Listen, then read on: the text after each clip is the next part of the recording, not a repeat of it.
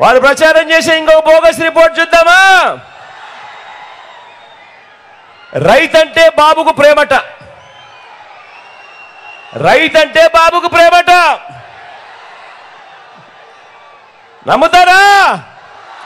రెండు చేతులు పైకెత్తాలబ్బా, ఇలా ఇలా ఇలా ఇలా ఇలా ఇలా ఇలా ఇలా ఇలా. రైతంటే బాబుకు ప్రేమట.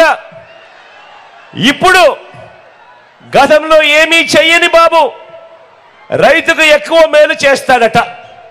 ఇది వాళ్ళు ఎల్లో మీడియా చంద్రబాబు నాయుడు గారు మళ్ళీ కొత్తగా చెప్తా ఉన్న మాటలు. 3 సార్లు ముఖ్యమంత్రిగా చంద్రబాబు నాయుడు గారు పరిపాలన చేశారు. 14 ఏళ్ళు ముఖ్యమంత్రిగా చంద్రబాబు నాయుడు గారు పరిపాలన చేశారు. నేను అడుగుతా ఉన్నాను, మీ అందరి సమక్షంలో వాళ్ళని అడుగుతా ఉన్నాను, రైతుకు అయ్యా చంద్రబాబు రైతుకు నువ్వు ఏం చేశావు అని అడుగుతా ఉన్నాను ఇదే సభాముఖంగా.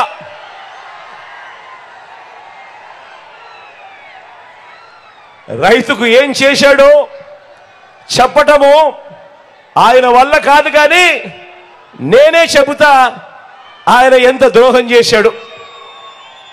చెప్పాలా? చెప్పాలా? ఇదే చంద్రబాబు వ్యవసాయం దండగా అన్న, ఇదే చంద్రబాబు వ్యవసాయం దండగా అన్న ఏకైక ముఖ్యమంత్రి ప్రపంచ చరిత్రలో ఎవడైనా ఉన్నాడు అని అంటే అది ఈ చంద్రబాబే. రైతుకు కరెంటు ఉచితంగా ఇస్తే ఆ తీగలపై బట్టలారేసుకోవాలి అన్నాడు కూడా ఈ చంద్రబాబే. ఈ రైతుల మీద ప్రేమ లేని ఈ వ్యక్తే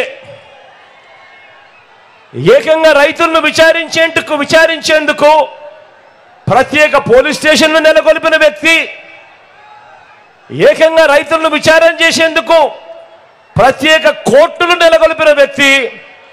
ఎవరైనా కూడా ఈ భారతదేశ చరిత్రలో ఎవడైనా ముఖ్యమంత్రి ఉన్నాడు అని అంటే అది కేవలం ఈ ఒక్క నారా చంద్రబాబు నాయుడు గారే. ఇది చంద్రబాబు నాయుడు గారికి రైతుల మీద ఉన్న ప్రేమ. సరే ఇదంతా గతం, సరే ఇదంతా గతం. మీ అందరికీ బాగా గుర్తు ఉండే ఉంటుంది కదా. 2014 నుంచి 2019 మధ్యలో ఇదే చంద్రబాబు నాయుడు గారు ముఖ్యమంత్రిగా ఉన్నప్పుడు అధికారంలో ఉన్న 3వసారి ఆయన ముఖ్యమంత్రిగా ఉన్నప్పుడు రైతులకు ఆయన ఏం చెప్పాడు, 2014 మేనిఫెస్టోలో ఏం చెప్పాడు, రైతులకు ఆయన ఏం చేశాడు మీ అందరికీ గుర్తుందా? గుర్తుందా?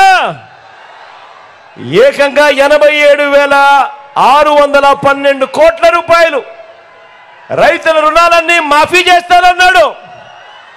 చేశాడా? చేశాడా? రెండు చేతులు పైకెత్తాలబ్బా, ఇలా ఇలా ఇలా ఇలా ఇలా ఇలా ఇలా ఇలా ఇలా ఇలా ఇలా ఇలా